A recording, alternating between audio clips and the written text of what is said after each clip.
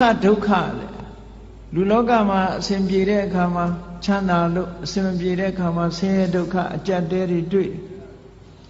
အဲ့လိုတွေ့လာတဲ့အခါမှာလည်းပဲ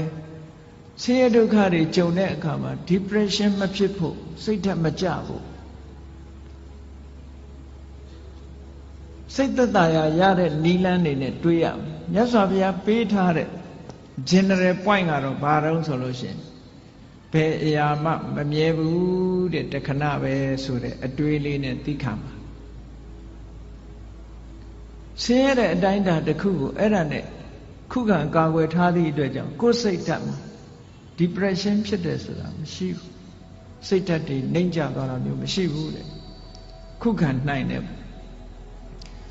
ချမ်းသာဒုက္ခနဲ့တွေ့လာလို့ရှိရင်လေလူတွေကဘဝင်မြင့်ပြီးအောက်ခြေလွတ်တတ်တယ်အဲ့ဒါလို့မဖြစ်ရအောင်လည်းပဲခုနကချမ်းသာတယ်ဆိုတာလဲထာဝရမဟုတ်ဘူးတခဏမျှတာဖြစ်တယ်လို့မှန်ကန်တဲ့အတွေးလေးတွေနဲ့တွေးပြီးတဲ့အခါမှာကိုယ့်ရဲ့စိတ်ဓာတ်ရိမ့်ရိုင်မှုမရှိအောင်ကြန့်ခိုင်အောင်ကြိုးစားရမယ်ဒါကိုပြောတာကောင်းဆိုးလောကရန်ကြန့်ကြန့်ခံဘဝကိုလှလှပပတိဆောက်ခြင်းဟောဒီလောကရန်ခန္ဓာရေးရှိဖို့ကြိုးစားရမယ်ဒါနံပါတ်1နော်လောကရန်ခန္ဓာအောင်ကြိုးစားဘယ်ပုဂ္ဂိုလ်ပဲဖြစ်ဖြစ်လောကရန်ဆိုတာရှိတာကြည့်ပဲဆင်းရဲတဲ့ပုဂ္ဂိုလ်မှလည်းရှိတယ်ချမ်းသာတဲ့ပုဂ္ဂိုလ်မှလည်းရှိတယ်ဘယ်နိုင်ငံသားပဲဖြစ်ဖြစ်ဘာလူမျိုးပဲဖြစ်ဖြစ်ဘာဘာသာကိုယ်ွယ်ဒါတွေကတညီတယ်ပဲဘာဖြစ်လို့လောကဓမ္မလောကရဲ့သဘာဝလို့ပြောတာနော်ကဲရတယ်ချီးမွမ်းတယ်ဆိုတာချီးမွမ်းတဲ့လူကချီးမွမ်းတယ်ကဲရတဲ့လူကကဲရတယ်အလုံးသိကြလိမ့်မယ်လေတခါတော့ကအမေရိကန်သမ္မတအရင်သမ္မတအီရတ်သွားတဲ့အခါကျတော့သတင်းစာဆရာတယောက်ကဖဏနဲ့ထုတယ်မဟုတ်လားဘာပဲဖြစ်ဖြစ်တခုခုအစော်ကားဆိုတာနိုင်ငံကောင်းဆောင်သမ္မတဖြစ်နေစော်ကားခံရတာမျိုးရှိတာစိတ်ဓာတ်ရေးရမတုံလို့ဖို့ကသိအရေးကြီးတယ်ပေါ့ကိုယ်လည်းကိုယ်အတိုင်းတာနဲ့သူလည်းသူ့အတိုင်းတာလောကမှာနေတဲ့ပုဂ္ဂိုလ်တိုင်းဟာကြည့်စိတ်ဓာတ်ကြန့်ခိုင်ဖို့ကြိုးစားရအဲ့ဒီစိတ်ဓာတ်ကြန့်ခိုင်တယ်ဆိုတာသူကသူကြန့်ခိုင်လာမှာမဟုတ်ဘူးကိုယ်တိုင်ကြိုးစားဖို့လိုအပ်တယ်။ဘာဖြစ်လို့လဲဆိုရင်ခန္ဓာကိုယ်ကြီးကြန့်ခိုင်အောင်ဘာတွေလုပ်ကြလူတွေလမ်းလျှောက်ကြတယ်ကျမကြီးလေ့ကျင့်ကြတယ်ဟုတ်တယ်မဟုတ်ကျမကြီးလေ့ကျင့်ကြတယ် physical exercise တွေလုပ်ကြတယ်အားကစားသမားတွေဆိုမမောနိုင်မပန်းနိုင်အားကစားလေ့ကျင့်မှုတွေပြုသို့သောလောကလူသားတွေမေ့နေတာလုပ်ဖို့မေ့နေတာဘာလို့ဆိုရင် mental exercise ပဲစိတ်ကိုကြန့်ခိုင်အောင်ကြိုးစားမှုကြတော့အားပြော့နေကြတယ်အဲ့ဒါလို့အားပြော့နေကြသည့်အတွက်ကြောင့်တလောကလုံးတစ်ကမ္ဘာလုံးမှာရှိကြတဲ့လူသားတွေဟာလောကရန်နဲ့ကြုံလိုက်လို့ရှိရင်ရိမ့်ရိုင်ထွက်သွားတယ်စိတ်ဓာတ်ကြန့်ခိုင်မှုအတွက်ကလည်းပဲ physical exercise လုပ်တယ်လို့ mental exercise လုပ်ဖို့လိုအပ်တယ်ပေါ့အဲ့ဒါတရားကျင့်တယ်ဆိုတာအဲ့ဒါပြောတာနော်တရားကျင့်တယ်ဆိုတာအဲ့ဒါပြောတာ physical exercise လုပ်တယ်ဆိုလို့ရှိရင်လူတွေကလမ်းထွက်ရှောင်းရတယ်ကျန်းမာရေးလေ့ကျင့်ရတယ်အပြေးလေ့ကျင့်တယ်ခန္ဓာကိုယ်ကြန့်ခိုင်အောင်လုပ်တယ်ဒါဖြင့်စိတ်ဓာတ်ကြန့်ခိုင်အောင်ဘာလို့တရားထိုင်တယ်တို့စိတ်ဓာတ်လေ့ကျင့်ခန်းယူတယ်စိတ်တည်ငြိမ်အောင်ကြိုးစားတယ်ကိုယ်အိမ်မှာကိုယ်နေရင်ကနေပြီးတော့မှန်ကန်တဲ့အတွေးကလေးတွေတွေးတယ်ဆိုပါစို့လောဘစိတ်တွေများနေတယ်တွေ့တာစိတ်တွေများနေတယ်တဦးနဲ့တဦးခင်မင်ပြီးတော့သိတွေ့တာမှုတွေများနေလို့ရှင်တွေးလေ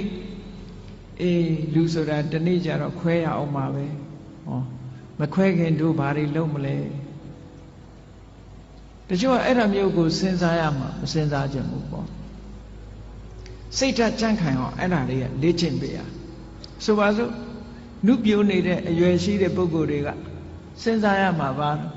ဇရာဓမ္မောမိဇရံအနတ္တိတောငါမှအိုခြင်းသဘောရှိတယ်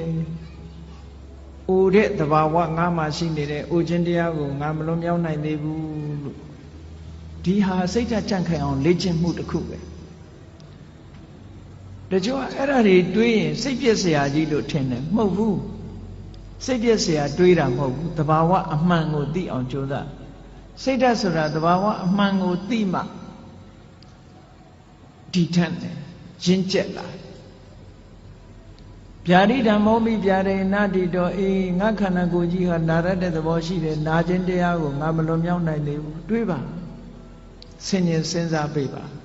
လေ့ကျင့်ပေးပါစိတ်ကိုဒါနဲ့လေ့ကျင့်ပေးအာယုန်နဲ့စိတ်ကိုလေ့ကျင့်ကောင်းတဲ့အာယုန်နဲ့စိတ်ကိုလေ့ကျင့်တာခေါ်တယ်မရဏဓမ္မောမိမရဏနာတိတောလူတိုင်းဟာသိခြင်းသဘောရှိတယ်ငါလည်းပဲသိခြင်းသဘောရှိတယ်သိခြင်းတရားကိုငါမလွန်မြောက်နိုင်ဘူးလေ့ကျင့်ပေးပါလေ့ကျင့်ပေးသည့်အတွက်ကြောင့်ဟောတန်ရောစဉ်တွေယောပါလာအတွေ့အတာတွေယောပါလာလူတွေကထင်တယ်အတွေ့အတာယောပါသွားလို့ရှိရင်တဦးနဲ့တူကွဲသွားလိမ့်မယ်လို့ထင်တယ်မဟုတ်ဘူးတန်ရောစဉ်နဲ့တွေ့တာဟာမေတ္တာနဲ့တွေ့တာနဲ့မတူတဦးနဲ့တူမေတ္တာနဲ့ကုညီဆောင်းလျှောက်တာကမှပိုးခိုင်တာတန်ရောစဉ်ကမခိုင်ဘူးတန်ရောစဉ်ဆိုတာကိုယ်အလိုချလေးဖြစ်နေတုန်းနဲ့တန်ရောစဉ်ကိုယ်စိတ်တိုင်းမကြတော့ဘူးဆိုတာနဲ့တပြိုင်နက်တန်ရောစဉ်မရှိတော့တဏှာရဲ့သဘောကကိုယ်ကောင်းစားဖို့ပဲကြည့်တယ်ဆိုပါစို့သားသမီးတွေကိုမိဘတွေကချစ်တယ်နဲ့ပြောကြတယ်သားသမီးချစ်တာလားကိုကိုချစ်တာလားသေချာဆန်းစစ်ကြည့်အများကတော့ဖြေလိုက်မယ်သားချစ်တယ်သမီးချစ်တယ်ပေါ့ဒါဖြင့်အဲ့ဒီသားသမီးကိုဘာကြောင့်ချစ်နေတာတုံးလို့မေးလိုက်လို့ရှိရင်ဒီသားသမီးလေးကိုကြည့်ပြီးတော့ကိုယ်စိတ်ထဲမှာစိတ်ချမ်းသာနေတယ်အာကိုးနေတယ်ယုံကြည်နေတယ်ငါတက်ကြီးရင်ငါသားလေးကငါဆောင်းရှောက်မှာပဲငါသမီးကငါဆောင်းရှောက်မှာပဲနဲ့ဟောအာကိုးမှုတွေတွေ့တာမှုတွေအဲ့ဒီလိုမျောလင်းချက်ကလေးတွေနဲ့ထင်အဲ့ဒီသားသမီးကကိုယ့်ကိုဒုက္ခပေးလာပြီဆိုရင်မိဘတွေမလုပ်ကြတော့အိမ်ကနေနှင်ချပြီးအမွေပြတ်ကြော်ညာကြတယ်မဟုတ်လားအဲ့ဒါဖြင့်အဲ့ဒီသားသမီးကိုချစ်တယ်ဆိုတာဘာကိုချစ်တာတုံးလို့မေးလို့ရှိရင်ကိုယ့်ရဲ့ပျော်ရွှင်မှုကိုဖျက်ဆီးလာပြီးကိုယ့်ရဲ့ဘဝကိုထိခိုက်လာပြီးဆိုလို့ရှိရင်အဲ့သားသမီးမချစ်တော့အဲ့ဒါကိုကြည့်မယ်ဆိုရင်မိဘတွေကတကယ်ချစ်တယ်ဘာကိုချစ်တာတုံးဆိုကိုယ့်ဘဝကိုချစ်တာပဲကိုယ့်ဘဝကိုထိပါလာပြီးနှောင့်ယှက်လာပြီးဆိုရင်လက်မခံတော့ဘူးလေချစ်လာပါတယ်ဆိုတော့ဇနီးမောင်နှံတွေ divorce လုပ်ကြတယ်၊ကွာရှင်းကြတယ်။ဘာဖြစ်လို့ပြောကြတဲ့အခါမှာစိတ်သဘောထားချင်းမတိုက်ဆိုင်လို့ဆိုလိုတာကသူ့စီကကိုပျော်ရွှင်မှုမရဘူးကိုယ့်စီကသူပျော်ရွှင်မှုမရဘူးကိုယ့်ရဲ့ပျော်ရွှင်မှုတွေဆုံးရှုံးကြတယ်အဲ့ဒီဆုံးရှုံးတာကိုမကြိုက်တာပဲအမှားတကယ်အနိတ္တရာကိုလိုက်ရှာကြည့်လို့ရှိရင်မြတ်စွာဘုရားကဒါကြောင့်မို့ဟောတာအတ္တသမံပေမနတ္ထိကိုကိုချစ်တာလောက်တခြားကိုအချစ်နဲ့တူတဲ့အချစ်ဆိုတာမရှိဘူးလို့ဒီလိုပြောတာဒါတကယ်ကိုအစစ်အမှန်ကိုဟောဒါကြောင့်မို့လို့မေတ္တာဆိုတာကတော့အဲ့ဒါမျိုးမဟုတ်ဘူးတဏှာကရယူလို့တယ်ခံစားလို့တယ်ဒါတဏှာချစ်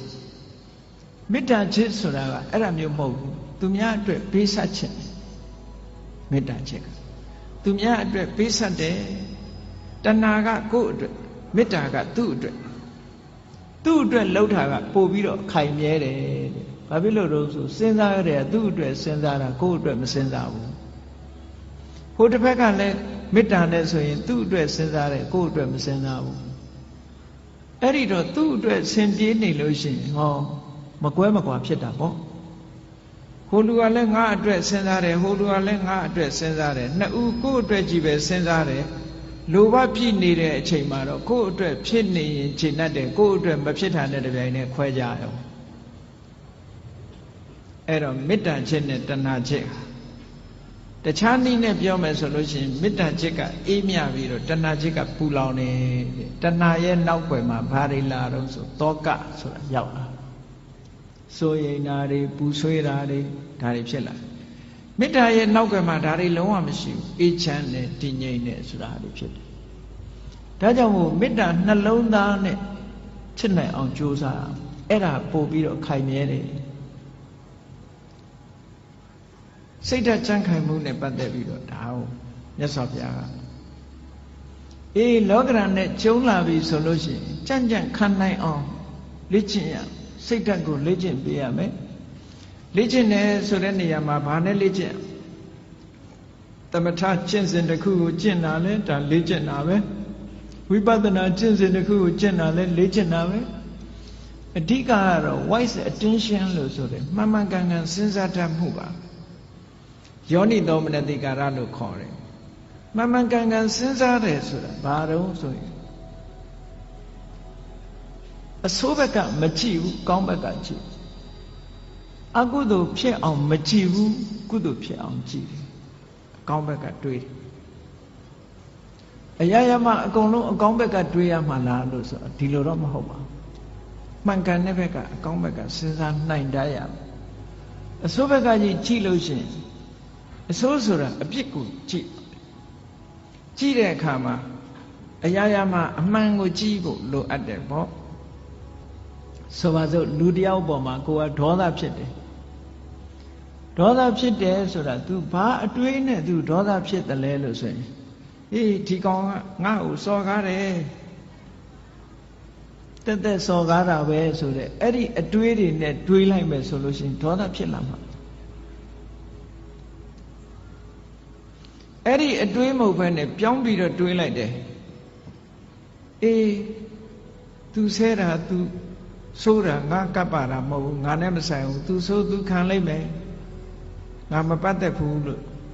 ဆိုရင်သူ့ပုံမှာဒေါသမထွက်ပြန်ဘူးအတွေးလေးဟာဒီနားလေးတင်မဲ့ကပ်ပြီးတော့ခွင့်လွတ်တတ်တဲ့အတွေးဆိုတာလည်းရှိလူတွေကကိုကြတော့ခွင့်လွတ်တယ်သူများကြတော့ခွင့်မလွတ်ဘူးဆိုတာလောကမှာထင်ရှားတယ်နော်ကိုကြောင့်ဖြစ်လို့ရှိရင်မတော်တဆလို့ပြောတယ်သူများကြောင့်ဖြစ်လို့ရှိရင်နမောနမဲ့လို့ပြောတယ်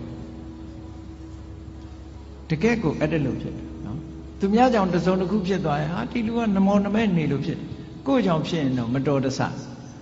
သူများကြောင့်လည်းမတော်တဆလို့တွေးလိုက်ရင်ဒေါသမဖြစ်တော့ဘူးအဲ့ဒါအော်မတော်တဆဖြစ်ရှာတာပဲ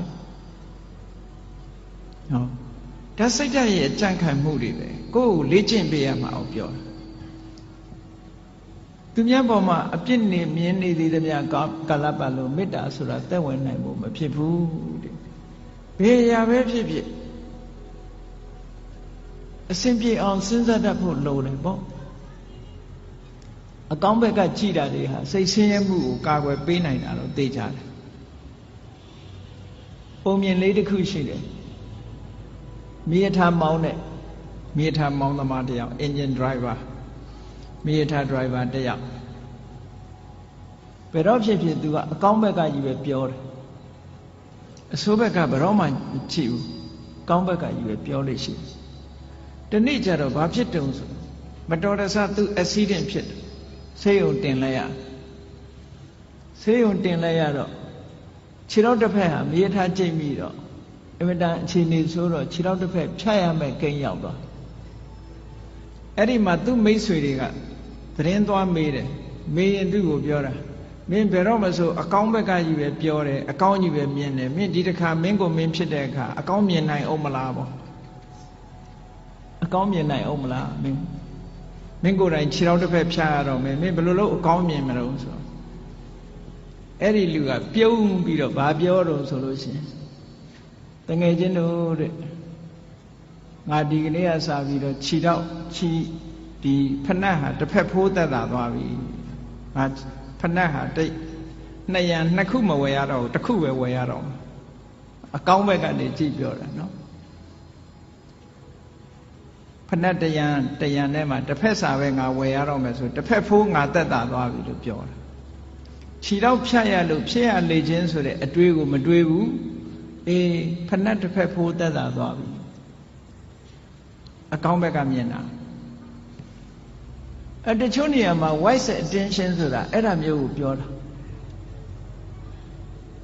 တစုံတစ်ခုဖြစ်လာလို့ရှိရင်စိတ်ဆင်းရဲနေမဲ့အစား